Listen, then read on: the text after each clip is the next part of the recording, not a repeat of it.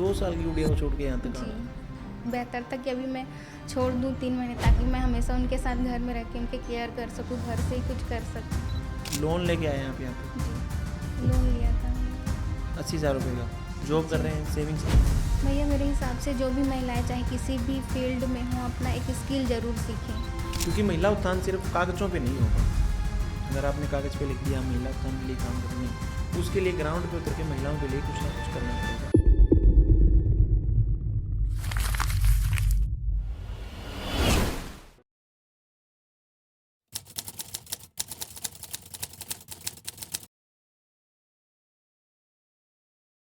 Hi, this is Ravindra Shivach और आप देखना स्टार्ट कर चुके हैं टैलेंटेड रितु इंसान, जिसमें हम अपने स्टूडेंट्स के इंटरव्यू शूट करते हैं।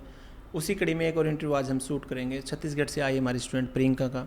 जी दीदी बताएं, छत्तीसगढ़ में कहाँ से आते हैं आप? भैया मैं छत्तीसगढ़ से बिलासपुर से आई हूँ। बिलासपुर से। जी, बिलासपुर में तो एक स्टील प्लांट है शायद, भिलाई में। वो भिलाई में है। जी। बिलासपुर में क्या है फिर ऐसा खास?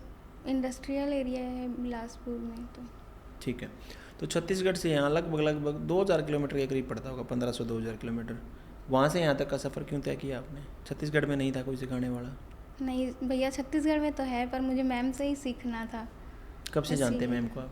भैया मैं सच कहूँ तो ज़्यादा दिन से नहीं जानती, 4-6 महीने से ही जानती हूँ। मैम का एक वीडियो देखा मैंने कि मैम ने उस वीडियो में कहा था कि आप अपनी सिर्फ 3 महीना मुझे देखिए, मैं आपकी लाइफ चेंज कर दूँगी। बस वो मैम की वो वीडियो मेरे दिमाग में बैठ गई, फिर उसी वीडियो को मैंने फॉलो करके यहाँ तक का सफ़र तय किया।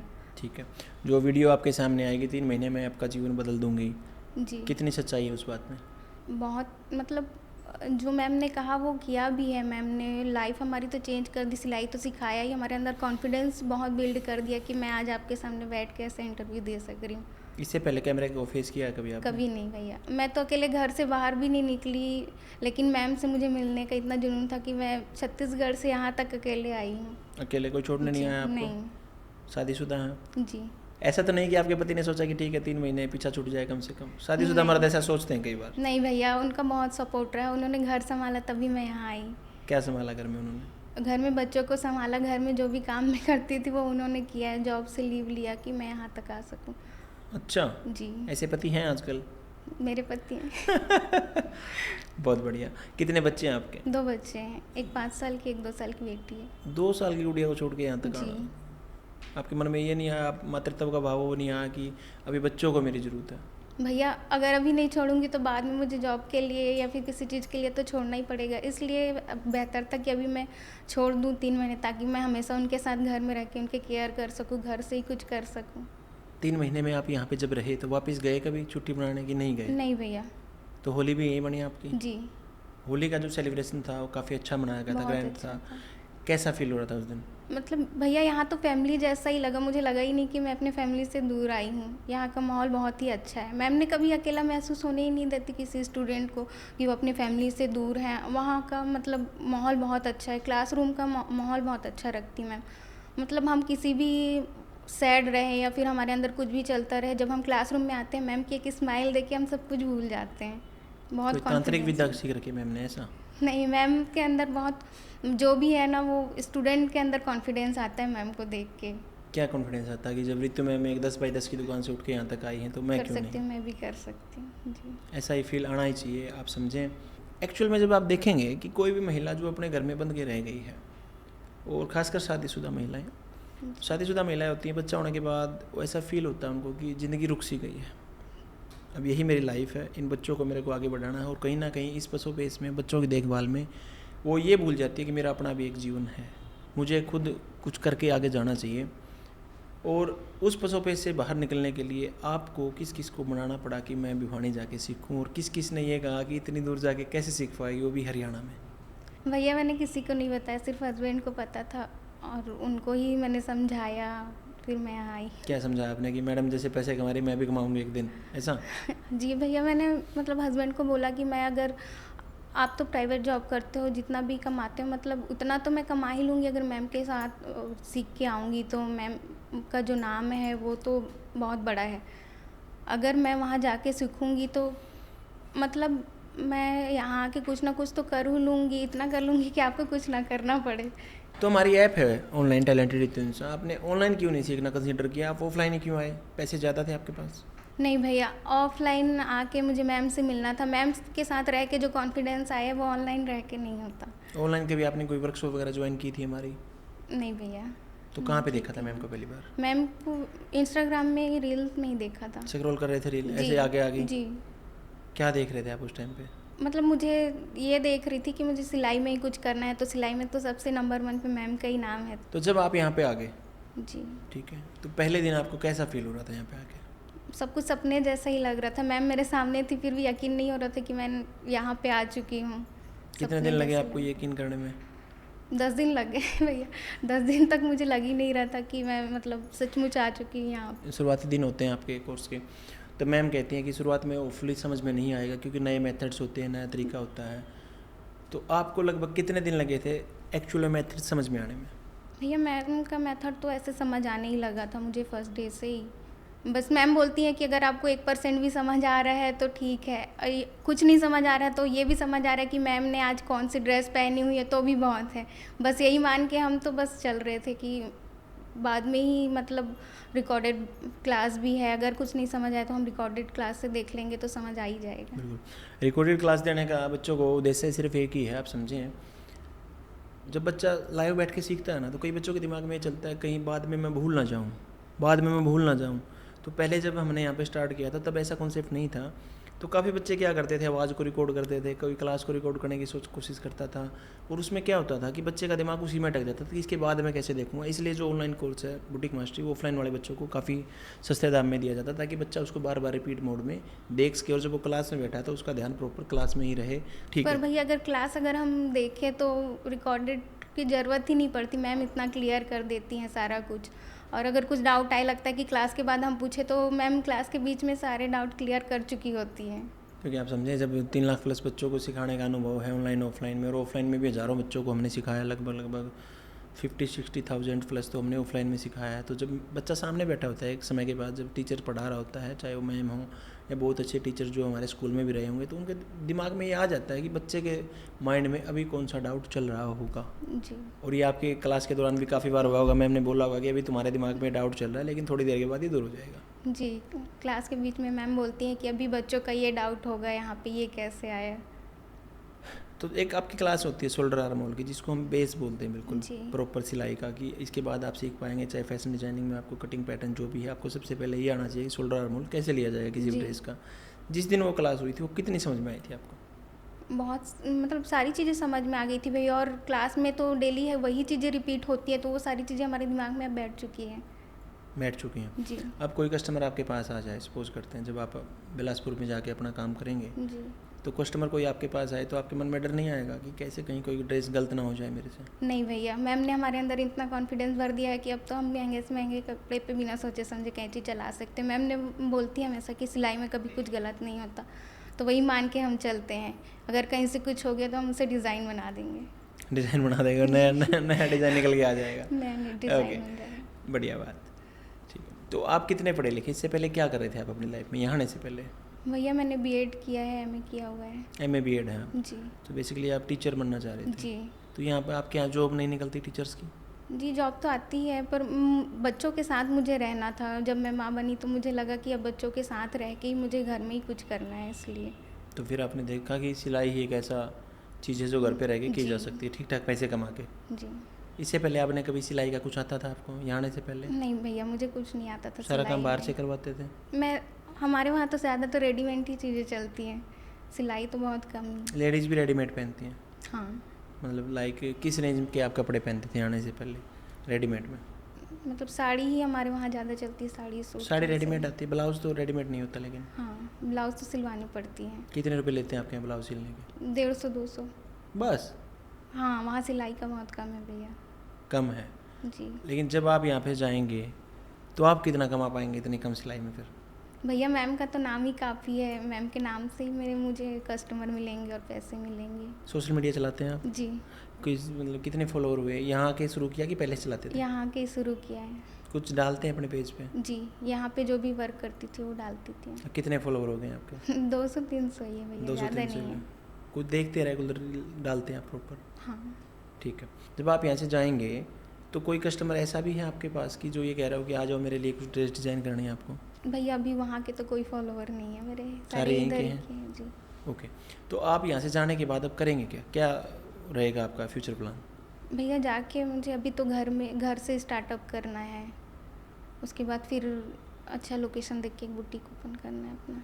3 महीने यहाँ भिवानी रहे हैं, तो यहाँ पे जो स्टाफ था जो डाउट सॉल्विंग करवाता, आपके ट्रेनर्स हैं रितु मैम के अलावा, उनके साथ कैसी बॉन्डिंग रही है आपकी? जी वो भी बहुत अच्छे हैं, सारे डाउट तो क्लियर कर देते हैं, बहुत अच्छा स्टाफ है यहाँ का। अच्छा स्टाफ है जी कि अच्छा नहीं है, बदल देना चाहिए? नहीं, अच्छे हैं सर। काफ़ी अच्छा स्टाफ है। जी ऐसा कौन सा डाउट था जिसमें आपको ऐसा लगता है कि वो क्लियर नहीं हो पाता तो मैं यहाँ तक नहीं आ पाती, और जो क्लियर करवाया गया आपको? भैया ऐसा तो कुछ नहीं मीन्स ऐसा कोई किस्सा जब किसी चीज़ में आप बिल्कुल उलझ गए थे और जो स्टाफ ने आपकी मदद की? ऐसा कोई डाउट नहीं रहा, क्योंकि अब जहाँ पे अटकते थे रिकॉर्डेड क्लास देख लेते थे। रितु मैम के साथ कैसी बॉन्डिंग रही आपकी? बहुत अच्छी रही है भैया, मतलब रितु मैम के तो हर किसी के साथ बॉन्डिंग अच्छी रही, सारे स्टूडेंट्स मैम कनेक्ट करती हैं, सब उनको हर स्टूडेंट के मन में क्या चल रहा है वो पता होता है, किसी का मूड क्या है कैसा है, तो उसको देख के फिर क्लास का मूड मैम चेंज कर देती थी। लगता था कि बच्चे बोर हो रहे हैं या फिर दुखी हो रहे हैं, तो फिर मैम बातें करती थी तो उससे मन हल्का हो जाता था। दुखी क्यों हो रहे थे, घर की याद आती थी? हाँ, कभी कभी घर की याद आती थी, कभी ऐसा लगता था कि कर पाएंगे कि नहीं, तो फिर मैम चेहरा देख के समझ जाती है बच्चों का, स्टूडेंट का मूड क्या है कैसा है, फिर वो मैम क्लास में सारे बच्चों का मूड चेंज करती थी बात करके। ओके, तो अभी जो आपने साड़ी पहनी है, जो ब्लाउज बनाया है, जी ये आपने बनाया खुद जी कि ये भी रेडीमेड लेके बैठ गए हो? नहीं भैया, मैंने खुद बनाया है। ये कॉलर जो आपने बनाया है, जी ये आपको पहले इसकी कुछ जानकारी थी कि ऐसा कूलर बनाना हो तो कैसे बनाया जाएगा? नहीं भैया, सिलाई के बारे में मुझे कुछ नहीं सब कुछ पता आपने यहीं आके सीखा? था। जी ओके, तो जब आपके मन में यहाँ पे आया कि 3 महीने में मैडम कह तो रही हैं कि मैं जीवन आपका बदल दूंगी, तो आपके मन में ये डाउट नहीं आया 3 महीने में थोड़ी ना कोई सीख पाएगा?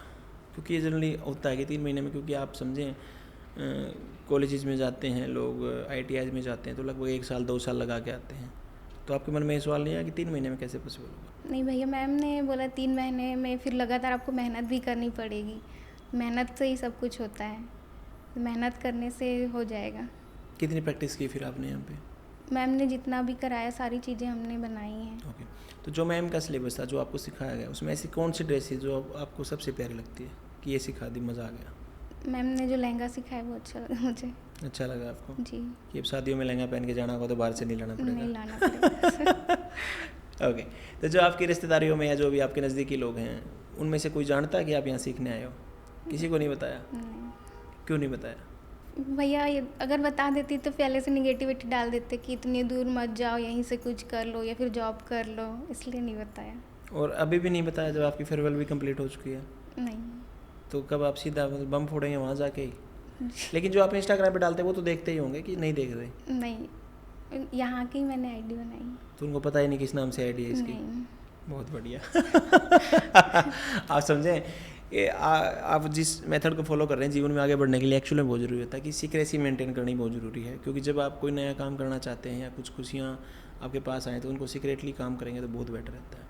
अब जब जाके आप बताएंगे कि मैं सीख के आ चुकी हूँ, और आपके ड्रेसेस से पता ही चल जाएगा कि ये ऐसे पहन रही है, ऐसे पहन रही है, फिर आपको कहेंगे जिनको नहीं पता कितनी महंगी ड्रेसेस क्यों पहन रही है, फिर आप जब बताएंगे कि मैं नहीं बनाई है, तब उनके पाँव तो लगी ज़मीन निकलेगी एकदम। सही किया वैसे आपने, नहीं बता के आना चाहिए, क्योंकि एक्चुअल में आप समझें, जब भी हमारे दिमाग में कोई आइडिया आता है, तो जब भी हम किसी सलाह लेते हैं, और ऐसे इंसान से सलाह ले बैठते हैं कई बार कि जिसने ऐसा काम कभी नहीं किया था, उन्होंने एक ही चीज़, जैसे आपने कहा हमारे यहाँ एक ही चीज़ है, या तो खेती करेंगे या कुछ छोटा मोटा धंधा करेंगे अपना, या फिर नौकरी करेंगे, वो सेफ ऑप्शन है। लेकिन खुद के ऊपर इन्वेस्ट करना, स्किल्ड होना, या कुछ ज़िंदगी में आगे बढ़ने के लिए बड़े कदम उठाना, वो बहुत ही मुश्किल है। आपके पति ने आपका सपोर्ट क्यों किया? भैया किया है सपोर्ट, मनाना पड़ा है, ऐसे तो नहीं कोई करता। मैं बोली कि मुझे इतने दूर जाना है, वहाँ से अगर मैं आ गई तो मैं मतलब कुछ ना कुछ तो कर ही लूँगी कि आपको भी शायद कुछ ना करना पड़े, मैं अकेले काफ़ी हूँ कि आपको कमा के खिला सकूँ। जो हरियाणा है, हरियाणा के बारे में आपके यहाँ के लोगों का परसेप्शन कैसा है कि हरियाणा कैसी जगह है? भैया पहले तो डर लगता था, पता नहीं कैसे, पर यहाँ आने के बाद तो सारे अच्छे ही लगे मुझे, सारे अच्छे ही लोग जब भी मिले आप हैं। यहाँ पे पीजी में रहे हैं जी तो सेफ फील हुआ, या कभी कोई ऐसी घटना देखने को मिली कि आपको लगा यहाँ तो सही नहीं है, अनसेफ फील हुआ हो कभी? नहीं भैया, यहाँ पे सेफ्टी बहुत मेंटेन करके रखे हुए हैं स्टाफ। क्या क्या आता है सेफ्टी में आपके हिसाब से जो आपको अच्छा लगा कि यहाँ पे सेफ है? भैया जैसे मतलब वो रात, अगर हमें रात हो जाती थी सिलने में तो भैया सिक्योरिटी भैया छोड़ने जाते थे पीजी तक। और मतलब जब कभी भी साइन करने भी भूल जाए तो घर में कॉल चले जाता है कि गया आपके घर कहाँ पे है? कॉल कभी? जी। झगड़ा हुआ होगा पक्का। नहीं नहीं इन 3 महीनों में आपका खर्च कितना हुआ टोटल यहाँ पे? भैया 80-90 हज़ार तक हो 80-90 हज़ार। गया। जी। कहाँ से मेंटेन किया? आपके पति ने दिए सारे? जी। आपके परिवार से नहीं लिया आपने? नहीं, लोन लिया था हमने भैया। लोन लेके आए आप यहाँ पे जी। 80,000 रुपये का? जॉब कर जी। रहे हैं, सेविंग्स नहीं थी? भैया सेविंग तो थी पर मम्मी काफ़ी दिन से बीमार रहती थी मेरी सास, तो फिर उसमें चले गए सारे सेविंग, तो अभी लोन लेके आना पड़ा। आप समझें, आज की महंगाई के दौर में मेरा ऐसा मानना है बेसिकली, अगर घर में 4 आदमी हैं 18 साल से ऊपर के, तो उनको सबको कमाना चाहिए। उस समय के बाद सारे जब कमा रहे होंगे तब जाके घर मुश्किल से चलता है। और अपने यहाँ एक भारी समस्या क्या है, शायद आपके यहाँ और ज़्यादा होगी, हरियाणा की जानता हूँ मैं तो ज़्यादा, कि महिलाओं को आज भी इस वे में देखा जाता है घर से बाहर क्यों निकालना काम करने के लिए? काम करने के लिए तो मर्द होते हैं, मर्द करेंगे काम करके। आपके यहाँ ये कॉन्सेप्ट है? नहीं भैया, वहाँ करते हैं, महिलाएं काम करती हैं महिलाएं वहाँ पे? काम करती हैं वहाँ। बहुत बढ़िया, क्योंकि आप समझें, जब हम महिलाओं को काम करने से रोकेंगे तो हमने 50% पॉपुलेशन को काम करने से रोक दिया है। और आप वर्कफोर्स में महिलाओं की जब देखेंगे भागीदारी, तो वो आज भी पुरुषों से काफ़ी कम है और उसको सुधारना ही पड़ेगा। और आप समझें, कोई भी मेरा भाई ये बात सुन रहा है और ये समझ रहा है कि नहीं, महिलाओं को घर से बाहर नहीं निकलना चाहिए, और मैंने देखा ऐसे, अभी मैं 1-2 ब्रांच ओपन करने गया, मैं स्पेसिफिक जगह का नाम नहीं लूँगा, तो वहाँ पे मेरे को लड़का मिला, पढ़ा लिखा, काफ़ी पढ़ा लिखा लड़का, और वो कह रहा लड़कियाँ क्यों जाएंगी बाहर, क्यों करेंगे हमारे घर की औरतें काम, हम करेंगे। घर की औरतों का काम है चूल्हे पे रोटी बनाएंगी और वो कुछ काम करेंगे घर का, बाहर का काम हम करेंगे, हम तो बाहर निकलने नहीं देते घरों को। अब मैं कई इंटरव्यू शूट करता हूँ तो महिलाएं बताती हैं कि भैया पिछले 15-16 साल से या 20 साल से 10 साल से जब से मेरी शादी हुई है, मैं कभी अकेले बाजार ही नहीं गई। अब तुम समझो, एक महिला जिसको आपने, एक रूम घर है आपका और उसमें आपने बाहर उसको जाने नहीं दे रहे, आप बाज़ार तक भी उसको, अपने घर जा रही है तो उसका भाई लेके जा रहा है या खुद उसका पति लेके जा रहा है, क्या उस महिला के अंदर कभी आत्मविश्वास आ पाएगा? कभी नहीं आ पाएगा। पॉसिबल है ऐसा? अब जैसे आज मैं एक लेख पढ़ रहा था, एक बहुत अच्छी लेखक उसका आया हुआ था न्यूज़पेपर में, उसने लिखा हुआ था कि कुछ पार्टियां या कुछ लोग ऐसे समझते हैं कि महिलाओं के लिए फ्री बस यात्रा एक रेवड़ी कल्चर है, जबकि ऐसा समय की ज़रूरत है कि महिलाओं के लिए बस यात्रा फ्री होनी चाहिए। वैसे ऐसा क्यों कहा उसने ऐसा इसलिए कहा कि आज भी इंडिया के अलग अलग कोणों में आप देखेंगे तो महिलाएं घर से बाहर नहीं निकल पा रही हैं। अगर बस यात्रा फ्री होगी तो हो सकता है उसका पति टॉक्सिक हो, उससे मार पिटाई करता हो, गाली गलौज करता हो, तो नज़दीक में वो किसी माँ से, अपनी बहन से मिल के हंस के, ताकि उसको ये ना देखना पड़े कि मेरा किराया लग रहा है या वो हो रहा है, ताकि महिला बाहर निकले। तो जो सरकारें ये काम कर रही है ना, वो महिला उत्थान के लिए कर रही हैं कि बसेस फ्री हो, महिलाएं ताकि बाहर निकलें। अगर वो 8,000 रुपये की जॉब भी कर रही हैं तो वो 8 के 8,000 रुपये उनके पास बच के आएँ। तो काफ़ी स्टेट्स में लागू है और मैं चाहूँगा कि सभी स्टेट्स में महिलाओं के लिए बस फ्री होनी चाहिए, क्योंकि महिला उत्थान सिर्फ कागज़ों पे नहीं होगा। अगर आपने कागज़ पे लिख दिया महिला उत्थान के लिए काम करें, नहीं, उसके लिए ग्राउंड पे उतर के महिलाओं के लिए कुछ ना कुछ करना पड़ेगा। अब आप समझें, काफ़ी चीज़ें ऐसी भी हैं, मैं क्रिटिसाइज़ नहीं करूँगा कि हर घर की महिला को हम, कई सरकारें कुछ पैसे देंगे, ये देंगे, ऐसा मत करो। ऐसा ठीक है करो, लेकिन उससे आप फाइनेंशियल बर्डन बढ़ रहा है। आप ऐसा क्यों नहीं कर रहे कि हम हर महिला को कुछ ना कुछ स्किल सिखाएंगे। जैसे यूपी में एक बहुत अच्छा कॉन्सेप्ट था पीछे से, 1 डिस्ट्रिक्ट 1 प्रोडक्ट करके आया था कि एक डिस्ट्रिक्ट के हिसाब से हम एक प्रोडक्ट को लेंगे और उसमें उस डिस्ट्रिक्ट को आगे ले जाएंगे पूरा। ऐसे महिलाओं के लिए, जैसे भैया सिलाई हो गई, सैलून का काम हो गया, एम्ब्रॉयडरी हो गया, दरी बनाना से हो गया, अलग अलग चाहे कुछ भी, एक ऐसा यूनिट बनाए जाएँ, सेल्फ हेल्प ग्रुप बनाए जाएँ जिससे महिलाएं अपने आप में सक्षम हों, किसी के ऊपर डिपेंड ना रहें। उसके लिए काम करना पड़ेगा मेरे हिसाब से। और होपफुली अब आप जितनी दूर यहाँ पे आए हैं तो आपको देख के ज़्यादा नहीं तो 10, 20, 50 महिलाओं की ज़िंदगी और सुधरेगी, आपके विचारों को सुन के, कि इतनी दूर भी आके स्किल सीखी जा सकती है। क्या मानते हैं आप, होना चाहिए ऐसा? होना चाहिए भैया। मानते हैं महिलाओं को आपको रोल मॉडल मानना चाहिए? मानना चाहिए भैया, जब मैं इतनी दूर अकेले आ सकती हूँ तो वो भी आ सकते हैं। इससे पहले आप गए थे कभी इतनी दूर? कभी नहीं भैया, मैं भी मार्केट तक कभी अकेले नहीं गई। आपके साथ भी यही हालात थे? यही हालात। फिर आपके पति क्यों नहीं आए छोड़ने? आप रास्ते में गुम हो जाते तो? नहीं भैया, उन्होंने कहा जब तुम इतना बड़ा फैसला ले लिया है उतनी दूर अकेले जाने का, तो कर सकती हो, तुम चले जाओ। बच्चों से बात करते थे वीडियो कॉल वगैरह पे कि नहीं की? किया है। क्योंकि मैं जब भी बाहर जाता हूँ मेरे लड़के से वीडियो कॉल पे बात नहीं करता, वीडियो कॉल पे शक्ल देखते ही फिर उसके बाद फ़ोन करते ही रोने लगता है। जी, ये आपके साथ भी ऐसा बहुत हुआ होगा। और मैं तो फिर भी पिता हूँ, माँ का तो फिर भी माँ ही होती है। कैसे मैनेज किया आपने छोटे बच्चों से दूर रहना और इस स्किल में अपना पूरा दिमाग यहाँ पे लगाना? भैया मेरे बच्चे वैसे बहुत समझदार हैं। 2 साल का बच्चा समझदार हो जाता है? हाँ, मेरी बेटी समझदार है।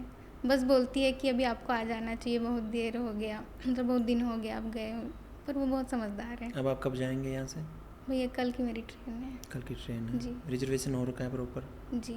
और जो आपने इतने कपड़े बना लिए होंगे, इतनी ड्रेसेस बना ली होंगी, उनको कैसे लेके जाएंगे? भैया जैसे आई थी वैसे चले जाऊंगी, कुछ नहीं, ना कुछ तो हो ही जाएगा। जब आए थे तब तो आपके पास बैग कम होंगे, बैग ज़्यादा नहीं है क्या? 2 बैग तो हो गए हैं एक्स्ट्रा। कितनी ड्रेसेस बनाई आपने टोटल यहाँ पे? सारी ड्रेसेस जो मैम की क्लास में थी, सारी ड्रेसेस आपकी बनाई बच्चियों हैं के लिए भी मैंने। बनाया कुछ? हाँ, 1-2 उनके लिए भी फ्रॉक बनाई है। ओके। जो अभी फेयरवेल पार्टी हुई थी जनवरी बैच की, जी। अभी तो आपकी बैच की थी, जनवरी बैच की फेयरवेल पार्टी में आप गए थे, जी गई थी। कैसा फील हुआ था? बहुत अच्छा लगा था भैया, बहुत ही अच्छा लगा था वहाँ पे जाके, बहुत इंजॉय किया था जब हम आपके सब ने। सीनियर्स के आपने ड्रेस देखे होंगे, उससे आपको कुछ मोटिवेशन आया था उस टाइम पे? जी, उस टाइम लगता था कि जो ड्रेस देख रहे हैं क्या हम सीख पाएंगे या बना पाएंगे, लेकिन जैसे ही हमारी क्लासेस आगे बढ़नी लगी तो मतलब जो फ़ोटो देखते थे लगता था कि ये ड्रेस अब हम बना लेंगे, मतलब अब बना ही लेंगे। ओके। अब की बार फेयरवेल पे क्या बनाया था फिर आपने? मैंने फिश कट गाउन बनाया था। फिश कट गाउन सिखाया गया था आपको कि आप अपने आप बनाया आपने? मैम तो सारे मेथड बता देती हैं क्लास में। मीन्स मैडम जो जी। कहती हैं कि यहाँ से सीख के जाने के बाद आप कोई भी ड्रेस बना पाएंगे, वो पॉसिबल है? जी। अब आपको कोई ड्रेस दिखाई जाएगी ऐसे ऐसे है, आप बता देंगे किस मेथड से बनेगी ये? जी भैया।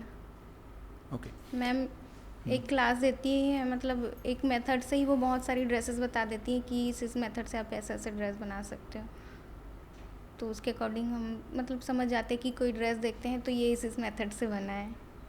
बढ़िया। तो आप जब वापस जाएंगे अपने शहर बिलासपुर में, जी। तो क्या मान के चल रहे हैं कितने पैसे आप कमा लेंगे?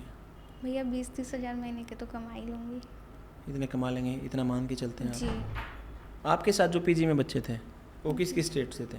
भैया कोई असम से था, कोई सिरसाई से था और मतलब पंचकुला यहीं आसपास से ही थे। तो आपको ज़्यादातर। ऐसा ऐसा महसूस तो नहीं हुआ कि ये तो ऐसे हैं, अलग कल्चर से हैं? नहीं भैया, सारे बहुत ही पॉजिटिव थे, कभी किसी का मन घबराया कोई निगेटिव होने लगे तो सारे मिलके उसको पॉजिटिव कर देते थे। तो मेरे आसपास का जो था बहुत ही अच्छा पॉजिटिव रहा। सिलाई के अलावा आपने यहाँ से क्या सीखा? सिलाई के यहाँ अलावा यहाँ मैंने मतलब बहुत सारे लोगों के साथ शेयरिंग सीखा है कि जब एक ही रूम में हम इतने सारे बैचमेट रह सकते हैं तो उनके साथ शेयर करना, इतने सारे लोगों के बीच अपनी बातें रखना और कॉन्फिडेंस रहना, ये सीखा है। इससे पहले कभी आप हॉस्टल में रहे हैं पढ़ाई के दौरान? नहीं भैया, हमारे स्कूल कॉलेज सारे पास पास में ही थे। ओके। मतलब मुझे लगता है कि मैंने एजुकेशन के लिए भी बहुत स्ट्रगल किया। सारे लोग ऐसे लगता है कि मतलब एजुकेशन तो हो जाता है, जॉब के लिए स्ट्रगल करते हैं, पर मैंने तो एजुकेशन के लिए भी बहुत स्ट्रगल किया है। लगता क्यों, है ऐसा जैसे क्यों?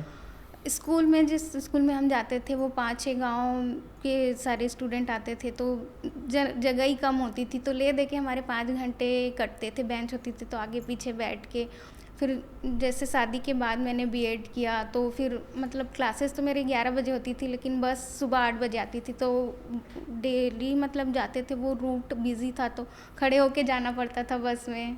आप इस बात को समझें, जो इंसान स्ट्रगल करता है ना वही जीवन में आगे बढ़ पाता है।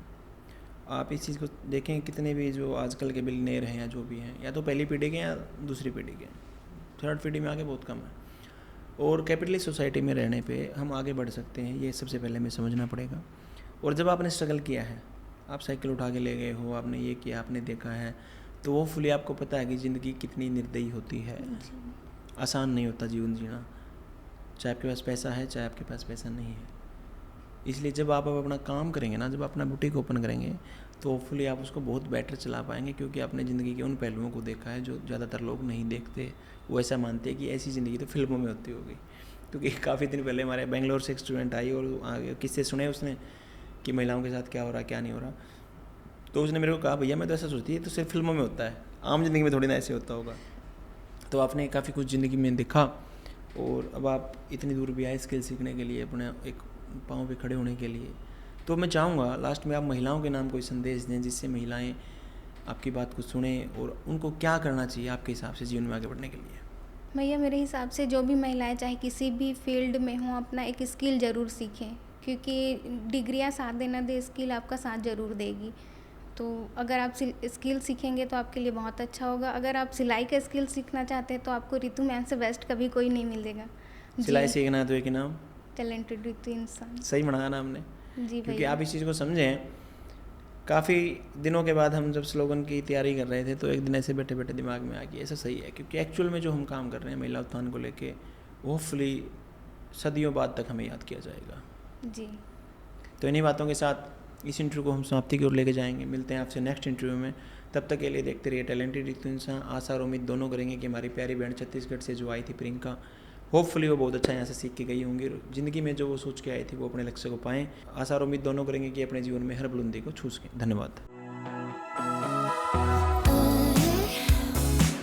I get the feeling it's a good night. It's so bright. The city's shining from the street lights. So let's live it up, pick it up, just call me up. Say anything and I'm down. We're just like a fire. महिला उत्थान की मुहिम को आगे बढ़ाने के लिए अब हम आपके शहर में भी अपनी ब्रांच खोल चुके हैं। यदि आप ऑफलाइन सीखना चाहते हैं तो आप हमारी ब्रांच पे जाकर एडमिशन ले सकते हैं। इन सभी शहरों में हमारी ब्रांच खुल चुकी है। अगर आप भी मुझसे स्टिचिंग सीखना चाहते हैं तो नीचे दिए गए बटन पर क्लिक करें, आपका ये पेज ओपन हो जाएगा। उसके बाद रजिस्ट्रेशन नाउ पर क्लिक करें, उसके बाद अपना नाम फिल करें, उसके बाद अपना नंबर इसमें फिल करें। इसके बाद आप अपना नज़दीकी सेंटर सिलेक्ट करें, जैसे कि आपका नज़दीकी सेंटर भिवानी है तो भिवानी सिलेक्ट करें। बहुत बढ़िया, आपका रजिस्ट्रेशन सक्सेसफुल हुआ। जल्द ही हमारी टीम आपसे कांटेक्ट करेगी। धन्यवाद।